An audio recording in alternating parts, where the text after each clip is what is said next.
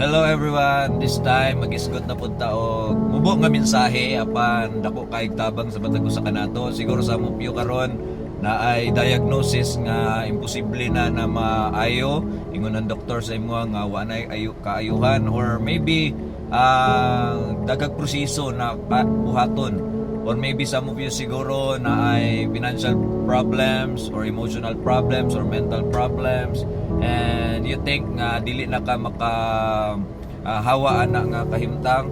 Ningon pa sa pulong sa Ginoo in Matthew 19:26, Jesus said nga with God all things are possible. Ningon pa sa book of Mark po, ningon po siya nga everything is possible to the one who believes. So igsoon ang pagtuo, igsoon mao ni ang ato ang kapital nga makita nato ang mga butang himuong posible sa Ginoo, ang mga imposible.